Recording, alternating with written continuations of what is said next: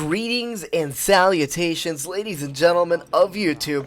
This is Maze once again, and it has been quite some time, but I am back to bring you yet another episode of Keys to Success, but this time it's going to be for Call of Duty Black Ops 3. This game has been absolutely incredible so far. I've enjoyed it quite a bit, but I wanted to make sure to give you guys some tips to be good at multiplayer right out of the box when you first play it for the first time. And that is something that is not always easy to do, but after playing Call of Duty for years and years on end, it's really important to always find a way to outmaneuver the enemy as best as you can. And the best way to do that is by utilizing the movement in the game. Now, you just saw there in the gameplay that I actually boosted forward and then fired my weapon in midair to try to win that engagement,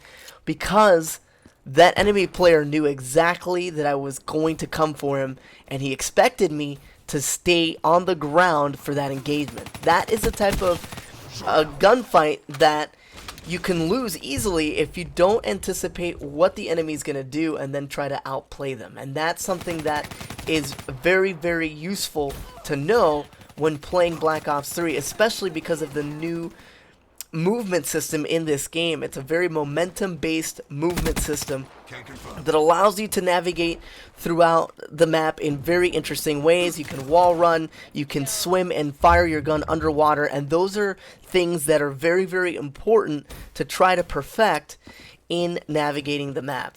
So in this particular map here in Aquarium, there's a lot of underwater engagements that you can have, and there's a lot of narrow corridors where you can set up gunfights to work in the best way possible for you. So you can see that in that previous engagement, I dropped to my stomach there and pre-fired an enemy because I heard him coming around the corner. Now, drop shotting in this game is nerfed in comparison to Advanced Warfare and Call of Duty Ghosts, and that's something that Treyarch has been doing for quite some time.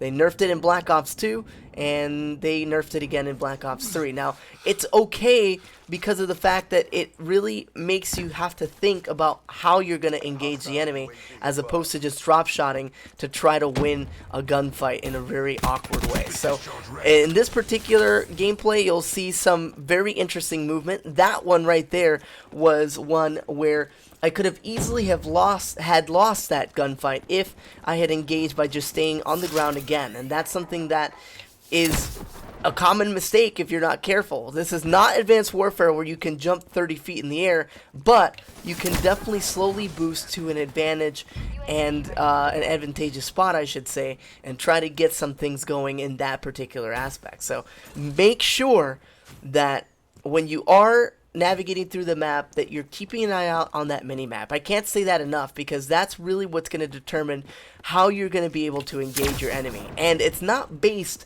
on where you are in the map, but it's also based on where your teammates are on the map. So make sure that wherever your teammates are, you try to set up and figure out which way you want to engage, so that your teammates can have your back without having to actually call out where these enemies are going to be spawning. So that's something that's very, very important to do as well. So in retrospect, you're probably thinking, hey, how is that going to help me get better at Black Ops 3 in multiplayer?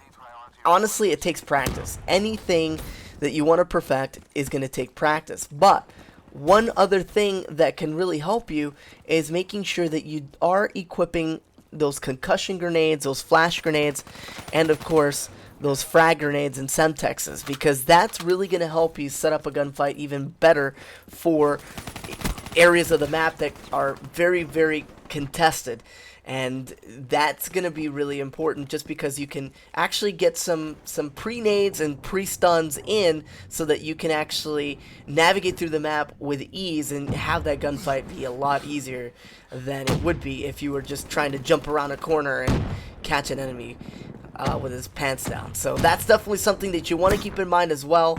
And, you know, don't spam grenades, because sometimes you'll get caught while trying to throw a stun. The best way to do it is to throw a grenade while you're retreating, so that you can set up for a gunfight in a better position, so that you can dictate what you want to do with an engagement. Clearly, you just saw that I retreated and the enemies started to spawn behind me. Instead of rushing to try to catch them off guard off the spawn, I made sure that I stayed underwater, I set up the gunfights, and then I went back underwater to regain my health. There's a lot of different things that you can do that can just keep you alive long enough to set up a gunfight and keep things going your way. I noticed a lot of times that players were very indecisive with how they wanted to push. They either sat in a corner and waited to ambush you, or they would just rush you blindly and not even worry about recovering their health. And that's why it's important to make sure you recover your health from a safe position.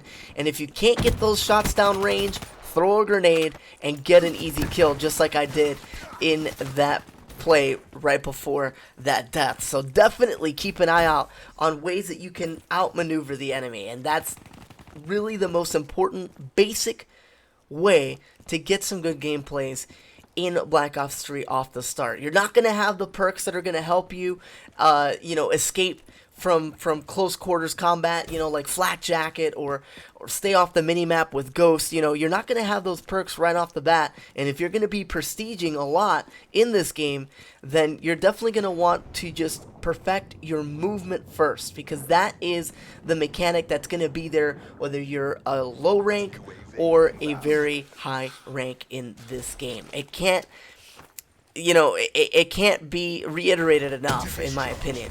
That is a very important point, and you can clearly see that nade spots are not that difficult to figure out on this map as well. I'm a low rank here, but just anticipating where the enemy is based on the mini-map and based on where my teammates are, and also based on where my teammates are dying, that's really a good indicator of where I can throw a grenade or set up a gunfight like you just saw there. The Tempest is a fantastic weapon for players that are just sitting behind a corner with their teammates. It just chains the kills, and it really sets up for easy kills.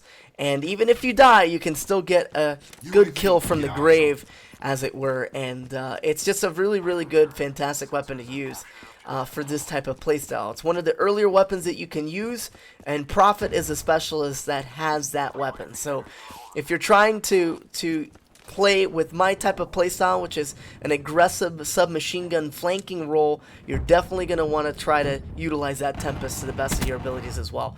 The Sparrow is a good weapon to use as well if you want to use that Outrider specialist. There's just a lot of specialists that you can use, and off the start, those are some really good specialists that you can get your hands on as well. So right here, that's going to wrap up the gameplay. You can see that I cooked a grenade to try to get that final kill cam, because I wasn't going to win that gunfight against all those enemy players. So cooked a grenade, threw it, got the win, and that is going to wrap up this commentary. Hopefully it helps you guys out, and until next time, this has been Maze. Enjoy Black Ops 3.